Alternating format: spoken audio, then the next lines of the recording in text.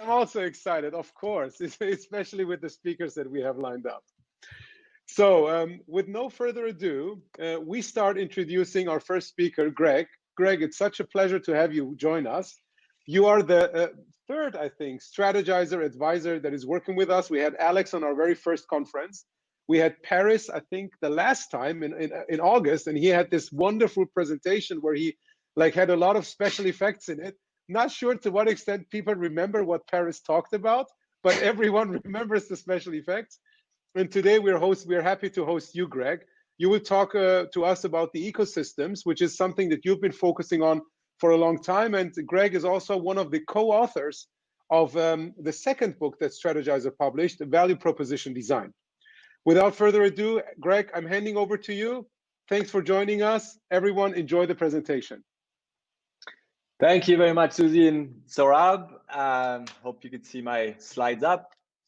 I see them, so it should be all right. So I want to talk to you about ecosystem, as Saurabh's mentioned, something I've been interested in. I want to talk to you a little bit first about why I started to be interested in ecosystem. Before I became a consultant in innovation strategy, I was working for about 8 years at this organization called the World Economic Forum. And the World Economic Forum is all about its mission is to improve the state of the world. And I got really excited and inspired by the many years there, meeting, not quite meeting, but at least organizing some sessions like you see on the screen here. But after 8 years of talks inside a conference room, I started to become a little bit fatigued and maybe a little bit cynical too, if I have to be honest with myself. So I left the organization. And I was always interested in China. So I went to China to try and do something a bit different. And in China, I landed in another conference room. Another conference room, and in particular, a conference that we organized that was about exploring new industrialization models for the future, for China, to kind of continue. This was back in 2010, 11. To kind of continue its development. And, we did lots of workshops. You see me in the center here, not doing much. And actually, it felt quite a bit the same as my experience at the World Economic Forum. But there was one big difference. If you looked outside the window of this hotel room I was in, this is what you could see, right? Huge amounts of pollution, really looked like a scene of Mad Max, Armageddon, the world had woken up from an explosion or something. And it was really taking, and for me, it was a huge shift from these discussions in Davos and in the meeting rooms out in the snow, versus here where we were talking about the future of models, but in a context where these models were really needed. And for me, it was a big kind of aha moment. I thought, you know what, these models are gonna be invented here in China because they must be invented here, right? Because China must invent them, otherwise they can't, they can't continue living really. So from that aha, I started to kind of regain energy in this idea of, inventing models for the future, and I started to ask people around me in China what models. What was already going on in the country and what models inspired them. And a lot of people started to talk to me about Taobao. Taobao is now quite well known. It's a big part of Alibaba group, right? This guy, Jack Ma, we know very well now. In 10 years ago, it wasn't very known to Western people. At least Taobao wasn't very known. But Taobao was this model of e-commerce inside China that was basically more than a business. The people talking about Taobao that I was interviewing, they almost had shiny eyes because Taobao had transformed their lives. And so I became really interested in this model, which I understood later on was basically a model of ecosystem. And so at the same time I started reconnecting to my friend, who a lot of you know now. He's kind of the equivalent in Switzerland of Jack Ma in China, right? He's kind of one of our icons of innovation, Alex Osterwalder, in his book Business Model Generation. And I had studied with Alex, and we started to kind of work together after that. And so, Alex was talking about models, systemic models, applied to business, but really, models that could disrupt, could create some radical innovation. And so I got really interested in this intersection of new business models and this context of the requirement for really a societal solution for countries like China and for the world as a whole to kind of usher a new phase of or new wave of innovation. And so I want to talk to you a little bit about what I discovered Taobao was from a business model perspective and from an ecosystem perspective, and then talk a little bit more generically about what I see ecosystems are and what they can do for us moving forward. So Taobao, you have to put yourself back in 2003, and 2003 in China is a context where the economy is very nascent, right? So there's not a lot of trust in the economy, a lot of artificially inflated prices, quality is not very good, people don't really trust each other. So they do two things at the beginning, Taobao. They introduced this two-way review system, a bit like Amazon had done already, but contrary to Amazon in the States, where you introduce an online layer to a very well functioning economy, if you do that in China, you're really inventing a whole new platform for people to start connecting and start commercing. So they started this two-way review system, created trust between people. The other thing that was missing was the infrastructure to do business in China, right? So when you are a player like Taobao, like Alibaba, what you do is not just say, okay, the infrastructure is not there, we're too early with this idea, but you build the infrastructure. You start building the pieces that are missing in the economy. And so in particular, two pieces, the express logistics industry, your equivalent to a DHL or a FedEx, UPS, were started from scratch, and online payments at the same time too, right? Because that also didn't exist. So Alibaba, Taobao, they created an online payment system called Alipay. I think it's the biggest online payment system in the world now, in a consortium with a series of banks in China to really create this new layer of online payment system.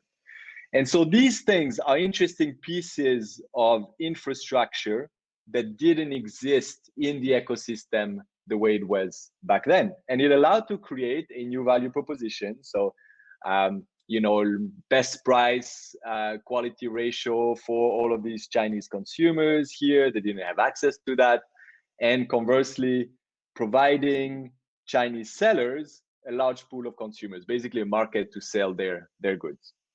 And so all of this was done through the website, Taobao.com, the whole cost structure and revenue stream at first was zero, because what they really wanted to do is kick eBay out of China, which had been there applying its American model into China. So they said, we're going to apply a Chinese model, we're going to make it free, and we're going to try and kick eBay out of China, which they did. And so there's a second phase to this business model. At some point they saw, all of these guys who had something to sell, well, they actually saw an opportunity to become micro entrepreneurs. And so what does it mean to be micro entrepreneur? Well, it meant that they could actually leave their job and create a business on this new online platform. So Taobao recognized that trend, and they said, we're going to look at all these entrepreneurs and we're going to help them succeed. It meant that they had to change their value proposition to these entrepreneurs towards something more professional, towards basically helping them grow their business and manage their business. And then, again, interesting from an ecosystem point of view, they started to add and to invite other kind of unusual players into this platform, into this ecosystem. So app developers, so that you could pimp up your online shop, fashion models, so you could hire them to pose with your product and do the necessary marketing. All of these fashion models, a lot of them were just living off Alibaba or Taobao as well. And so they started to grow this ecosystem slowly but surely, creating, a university in the process, Alibaba University, very, very famous still now, especially in developing countries. And then they started to produce their first revenue streams through ads and advanced features, right? So you see that there is an evolution here with this idea of kind of strengthening and connecting the ecosystem. Now, third and last kind of wave of transformation of this business model, in 2008, Taobao realized, well, we have actually now, formed a big asset, hundreds of millions of Chinese buyers in our database. And so when they realized that, they said, we can create a new value proposition, basically giving access to all of these buyers to the big firms out there, Chinese and foreign, who wanted to establish themselves in China. And obviously, when they're trying to do that city by city, opening a brick and mortar shop, it takes time. They still want to do that, but here they had access to hundreds of millions of consumers in just kind of one click away. This is a separate version of Taobao's business called Tmall. So those of you who know, it's kind of the luxury version of Taobao. And of course, when you do that, the relationship has to change. It's something that has to be a lot more personalized. And then they also got more revenue streams in the process. But the key idea here, beyond just the business model, of course, there is a very strong value proposition here. There's a very strong revenue model. But the key piece that really inspired me here is that Jack Ma and the team here had become very good at this thing called ecosystem management, right? And if you remember hearing from Jack Ma of the kind of people that he was looking for, the kind of talent he was looking to recruit inside Taobao, he said, well, it's not so much of the tech developers, the marketing gurus, etc., but we're looking for psychologists and sociologists, because what really is important is to build harmony in this ecosystem, build the right policies, the right incentives, understand how to create this infrastructure so that people can live in this ecosystem, in a very well functioning ecosystem. So I got really inspired by this idea that a business can be more than a business, can actually take a wider responsibility and look at the entire ecosystem in which it wants to perform, and also take responsibility for the pieces of this ecosystem, not just its own remit, so to speak. Now, why is this relevant? Because I talked about pollution at the very beginning. So pollution is one thing, but the development of China was a very big thing as well. It's estimated that between 2000 and 2008, Alibaba through Taobao created 60 million jobs, either directly on the platform or indirectly through the express logistics providers and other side businesses. So it's a massive societal value that was created in the process, not just business value. And that's really what I find interesting.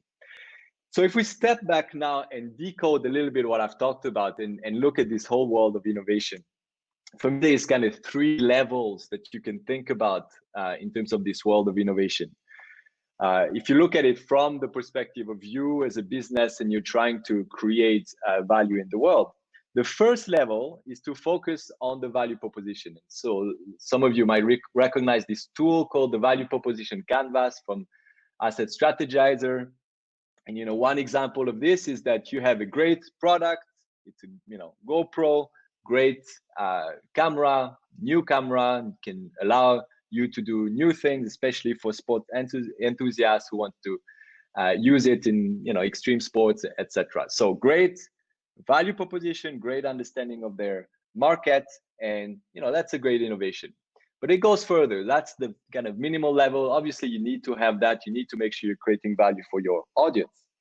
Now, the second level, so a lot of us are familiar with this now, is the business model. And the idea of the business model is that it's not just about creating a great product and understanding your customers, but it's creating the whole system around the product that empowers the product to basically be a lot more differentiated on the market. And so one example we've used a lot, without going too much into detail, is Nespresso. So Nespresso is using channels, customer relationship, their assets around patents in a way that allows to create a system that that locks in customers, that creates a great experience for customers, that creates repeat sales through the sales of pods once people have acquired a machine. So it's a much more powerful proposition for the market than just coming in with the machine, which they had done at the beginning and failed with a different business model.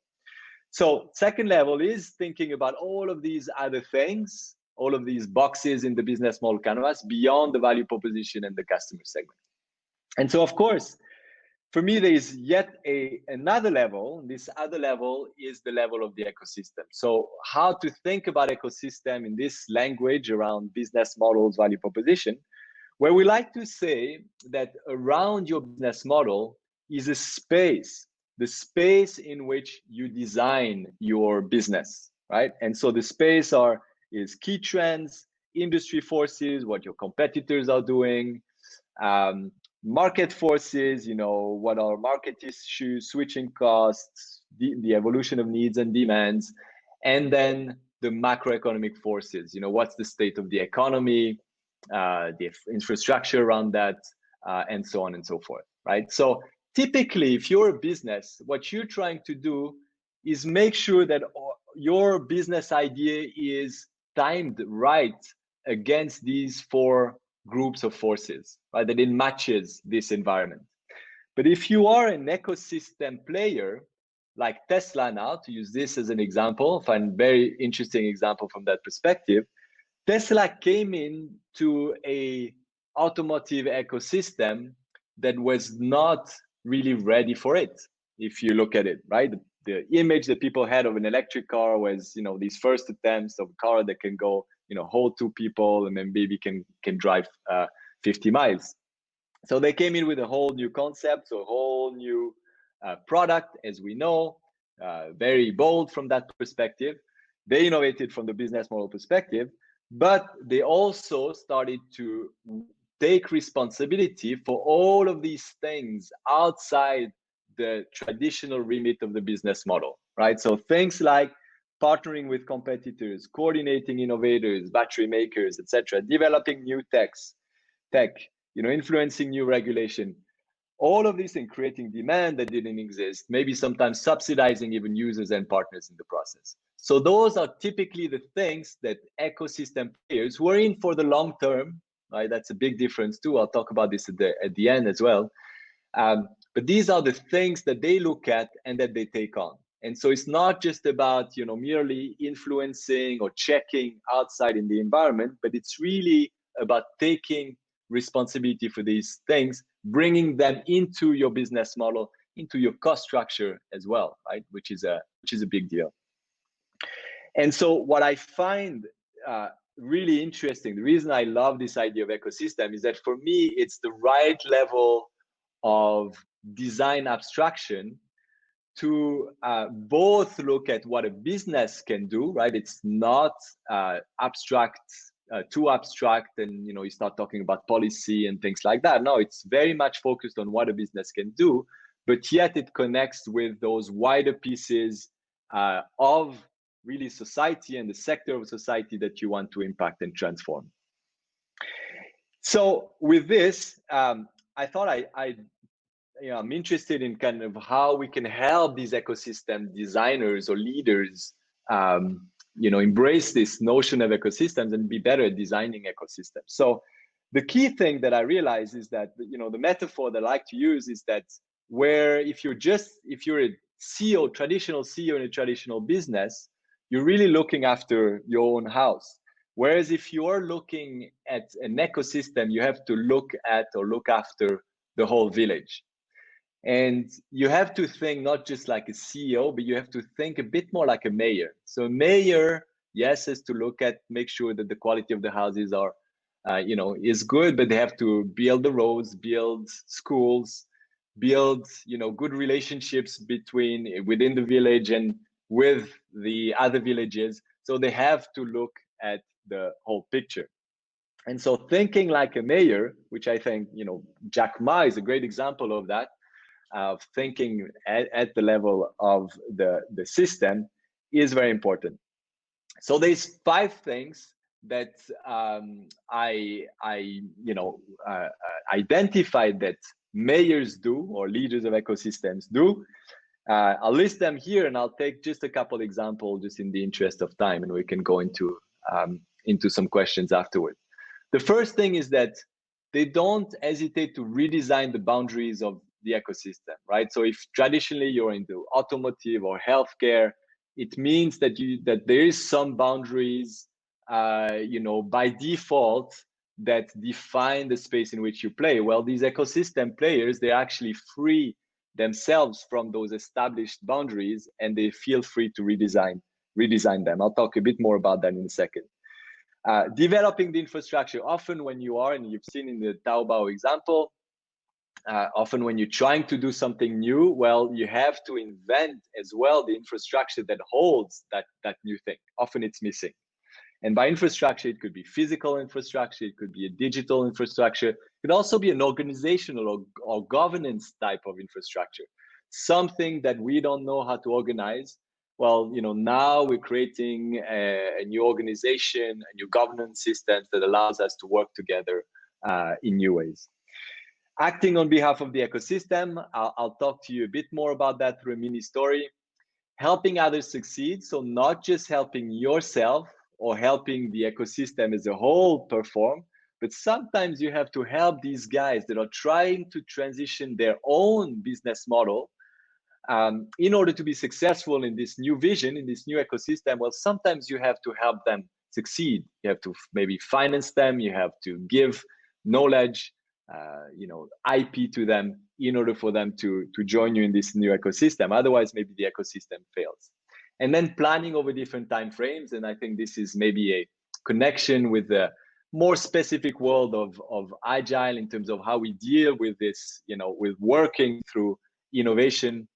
And so how do we apply this to this big beast of ecosystem?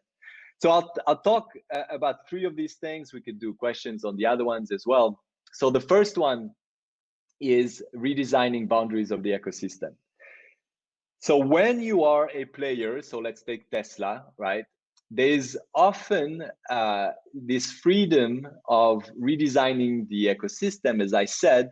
And one thing that we see is that the mission of the organization gets lifted up from a product-centric kind of definition, so sports car, right, luxury sports car in the case of Tesla, to this wider mission that is really connected about what society and what people need.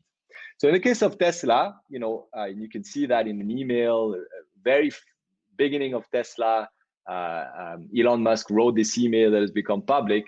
He had this vision for an electric economy, right? A lot beyond just sports cars. Xiaomi is another great example, Chinese example, one of the top smartphone manufacturers, where they had a whole interesting story.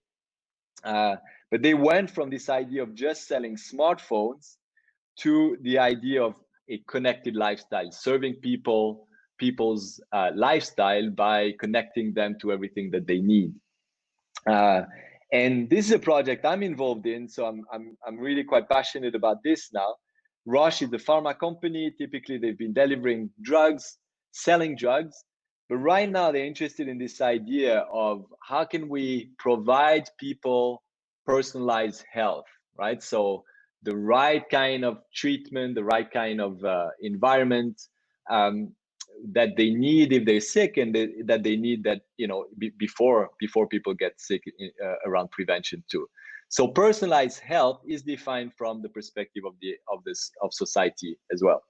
And so what you see that happens, so just to kind of illustrate my whole thing about what an ecosystem is for these guys, typically you have the usual ecosystem. So maybe this is healthcare, or this is the automotive industry. You have players inside it. And so what these guys are doing is redefining what goes into this ecosystem. They're keeping some players, keep working with them. Some of them, they don't work with them anymore, and then they start working with other people too, right? Other players too. So you can think of, for Tesla, it's maybe battery makers, For Xiaomi startups, they have built a whole ecosystem of startups that manufacture a lot of connected products. For Roche, it's working with competitors. Actually, they work with other pharma companies to establish a whole new platform where they can deliver, and they can kind of deliver together and access the world of data and the world of treatments in different countries. So there's a redesigning the boundaries and kind of lifting up your mission to the level of society is one big thing that you do. And so from there, you need to kind of build this ecosystem, maintain this ecosystem. So the second thing I want to give you as an example, as inspiration, is acting on behalf of the ecosystem. So I'll use a mini story here, the story of Intel. So everybody knows Intel. If you look at the very first business model, the original traditional business model of Intel, Intel needs to sell microprocessors to PC manufacturers, and they make a sale from that, right? Now, we know about Moore's law, right? Moore was an employee of Intel. And so basically what Moore says is that these microprocessors become increasingly more powerful. And so, naturally, Intel wants to sell these increasingly more powerful microprocessors to PC manufacturers, but PC manufacturers are not interested.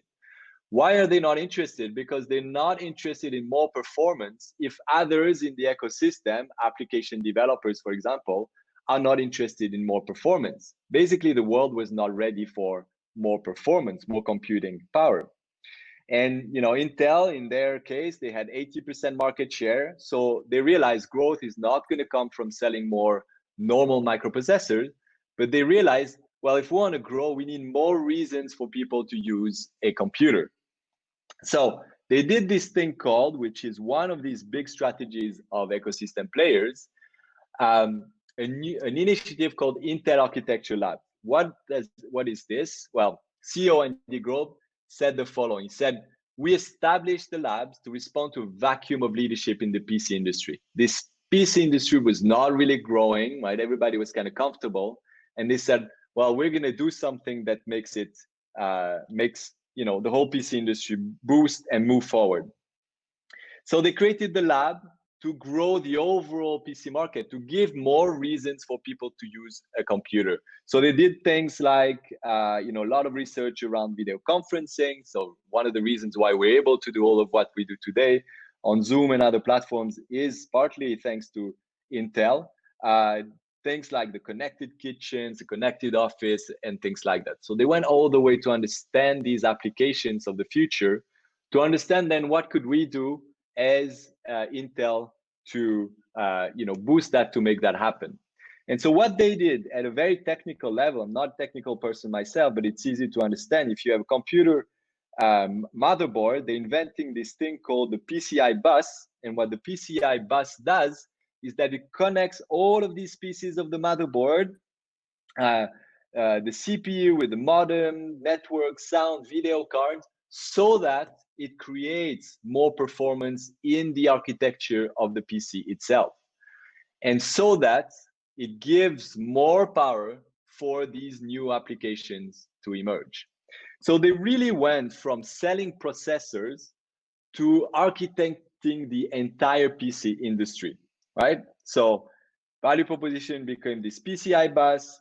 The PC manufacturers now said, okay, we're going to use this because we see how all of these applications can be developed. Intel didn't, charge for it. They made it free so that it would spread easily in the industry. It would be established as a new standard. And of course, number of applications started to grow. And as a result, Intel was also a winner because their sales, they were positioned with their powerful microprocessor in such a way that they were very ready for this move. So very interesting, different level of responsibility here that Intel has taken up. And then they also invited, we know this thing a bit better as users, the USB key. So it's also, I think, partly invented in the architecture labs of Intel. The last thing, a bit more short, and then we can go to Q&A, is the whole notion of planning over different time frames. So when you have a thing as massive as an ecosystem, you can't just plan for 2 or 3 years out, right? Because it will never happen. This big vision will never happen 2 to 3 years out. So what we use now, in typically with helping Roche with their ecosystem, we use 3 different time frames. We have a vision that is 10 to 15 years away, a vision of how the ecosystem will look like in 10 to 15 years when the ecosystem is mature and established. But we also realize that a vision is too abstract, doesn't motivate people, doesn't correspond to the realities of the market, often doesn't really fit with the fact that people change jobs after a number of years inside an organization. So we work with what we call almost an intermediary business model, something 3 to 5 years away, a business model that is now matching with the reality of the market, and then we apply the test approach, lean startup approach that a lot of you know. So this whole idea of testing our assumptions to kind of iterate our way to the business model here, but all the time being guided by this vision that we're trying to establish in the world. So I'll give you an example just to conclude, last slide, of how that applies to Tesla. So Tesla's vision, I mentioned that Elon Musk wrote an email. That email is available on the web if you search for it. It was written, I think, at the beginning of the Tesla story. And these words here that appear are his words. So he said his vision. So back then, around 2003 or a bit later, he said, my vision is to help expedite the move towards electric cars and the solar electric economy. And actually today you can see it, right? So it's about cars, but it's also about applications in the home, new battery solutions, and more coming up, more in the works, right? So a whole kind of ecosystem there that powers this electric economy. But he also said, well, obviously this vision is too far away, so I'm going to start by building a sports car, luxury sports car. I think, this is the right thing to do. I can see how many people are willing to invest. These people are interested in the same values and want to maybe take a risk as well. I can afford to take a risk. So we know that was successful. And what he said, already planning for that kind of path from that intermediary business model to the vision, he says, I'm going to use that money to build an affordable car. Then I'm going to use, these are his words, use that money to build an even more affordable car. And on the way, while doing all of this, I'm going to start providing zero emission electric power generation options, which we all see happening today. And last piece here, we also know that Tesla is one of those kind of stars in the lean startup world. The way they tested their first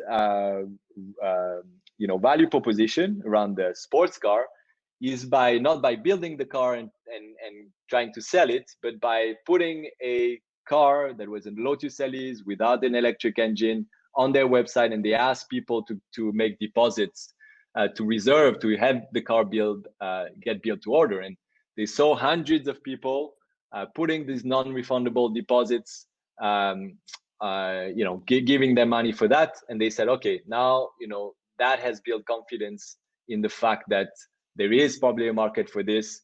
And they slowly but surely made their way to launching the car here. So that's what I had.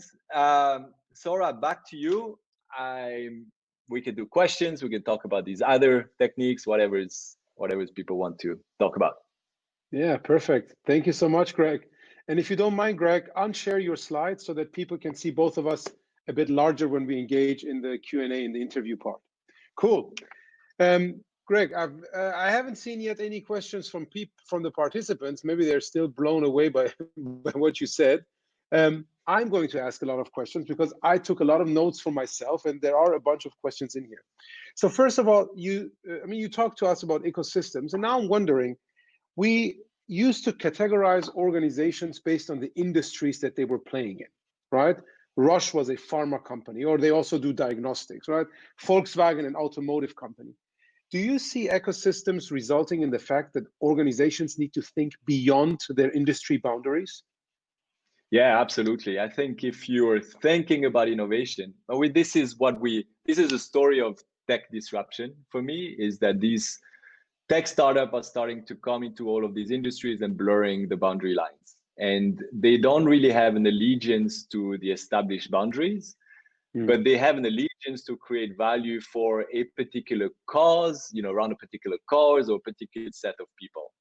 And if you get anchored into that versus the status quo of the existing boundaries, then you start being free of doing not what's expected, but what works for creating this this value. So by nature, the boundaries are going to start shifting. And I think this is also the difference between incremental versus radical innovation. If you stay within the boundaries, you can for sure continue incrementally innovate on your products and services, making them better. But I think if you start embracing this idea of radical innovation, you have to get free from those traditional boundaries. Yeah. So one of my favorite examples, and I'm right now reading the book written by Reed Hastings, the co-CEO of Netflix, is how Netflix constantly basically reinvented themselves while at the same time always serving the same job to be done.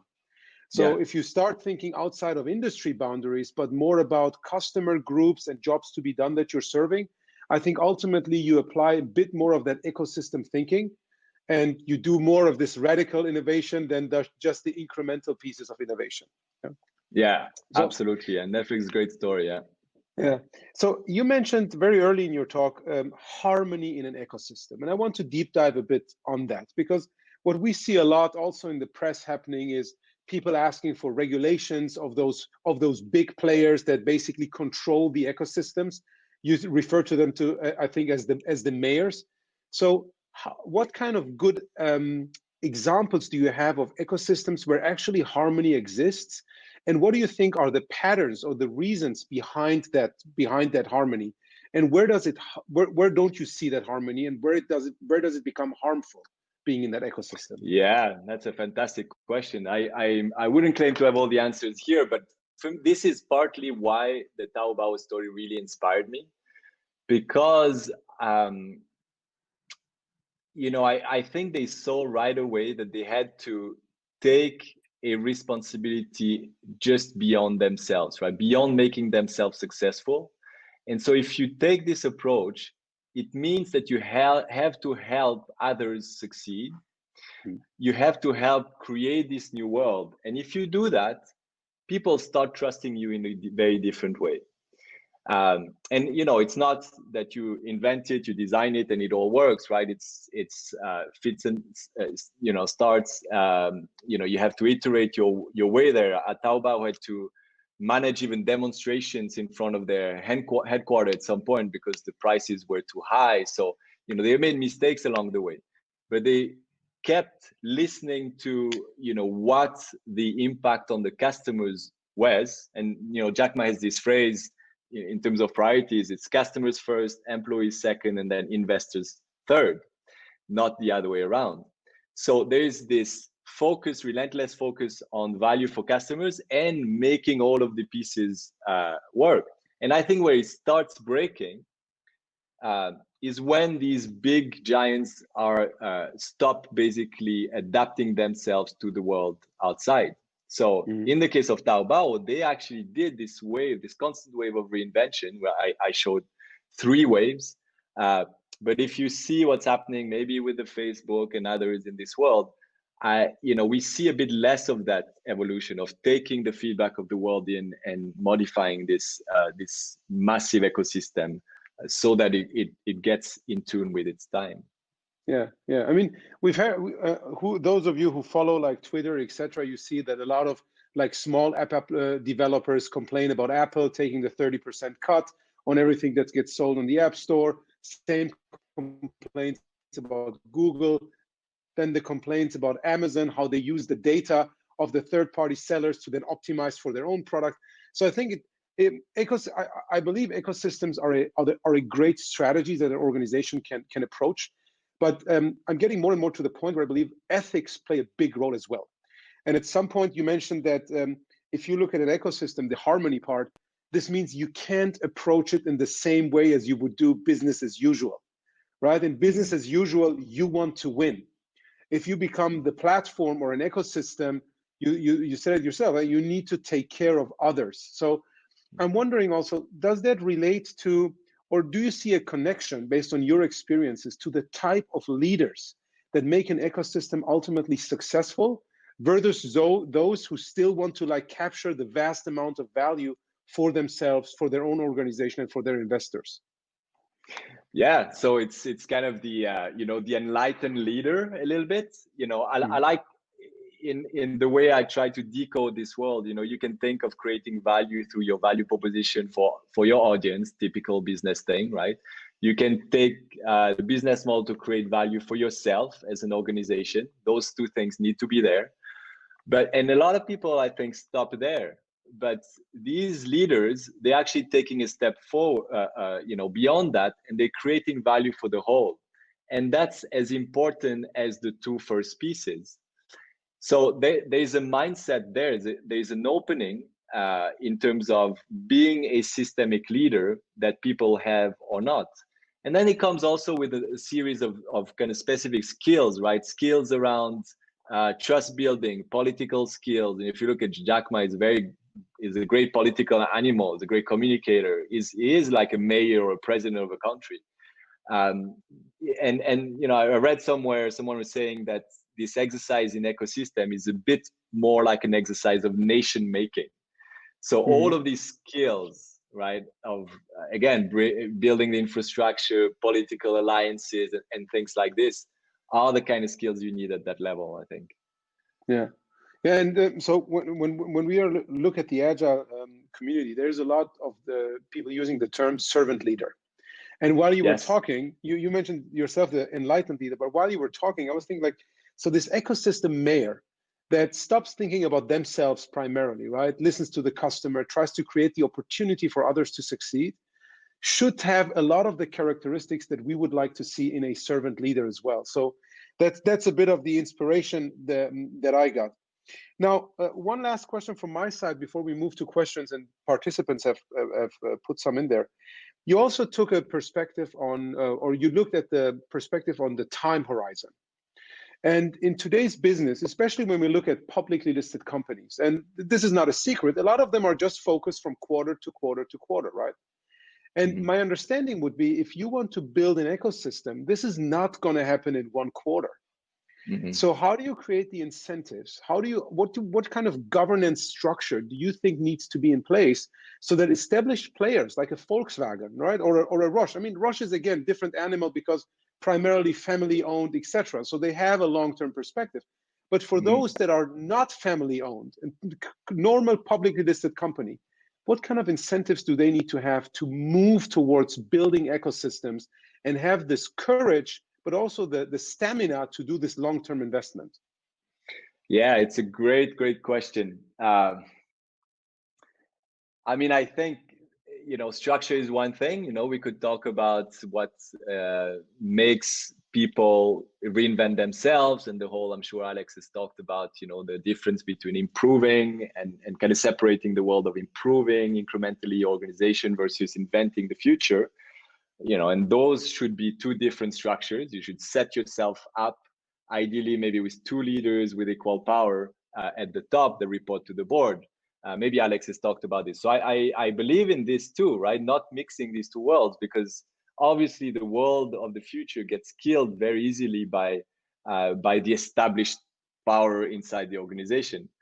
But the other thing is obviously that you need that mindset to change and that willingness to be at the top tier of the company. I think it's extremely hard otherwise for a maverick inside the organization down into the organization to make any sort of innovation, large scale innovation happen. So the whole business of mindset change, and I heard someone just as a last kind of thought on this, to say, the people that are best suited for this are probably the people in their 40s or early 50s. They're not quite at the top of the company, but they are on their way there. They have proven their skill, and they've delivered on results in the established world. But now they need a new kind of mission in order to that they can champion, a mission that the old guard cannot champion. Mission can help make them shine for the future. So that whole piece of mindset change, identifying the right people and supporting these right people to have to kind of seize power in the company, I think needs to happen. Otherwise, the incentives are not really there, I think, for these large organizations to reinvent themselves. Yeah, and I think that can then result in the demise of those organizations. Huh? So Yeah, let's take one of the questions. Christoph was the first person who typed the question in there, so I'm taking his first. What does it take to grow from a company to an ecosystem creator? You talked about this a bit. Maybe you can give us a bit more insight. Yeah, so it's widening your horizon. You know, I mentioned this whole idea of redefining your mission away from your established products to a societal mission, to a mission where you say, you know, we're going to improve the lives of X, or we're going to solve this thing in society. I think the mission, the vision has to be very high and defined in those terms.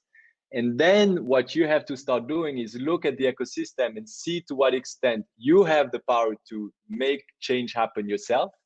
In some cases, you know, established players, maybe person was talking about monopoly, I think earlier, maybe you have enough power to make that change in the ecosystem, but more often it's about, I think, co-creating with the actors of the ecosystem. So in the case of Roche, right, to take this example, what we're busy with is co-creating both the vision and the business models that need to take shape in this emerging ecosystem with the established and new players of that future ecosystem. So co-creation is a huge word, which again, you know, goes into this this territory of new skills, political skills, trust building, and so on and so forth. Yeah, in general, thinking more about creating win-win situations, maybe even win-win-win, than just winning for yourself. Absolutely. All right, Greg, we're at the end of our time box. It's 12:50. Thank you so much for taking the time, creating that presentation, sharing your insights with us. We deeply appreciate it. If you have time to stick around, there's a few more questions in the chat, and you might respond to them by typing your answers in. Otherwise, again, thank you so much, and we'll hope to host you again at some point in the future. Thank you so much, Sora. See you soon. Good luck with the rest of the event. Bye-bye. Thanks. Bye.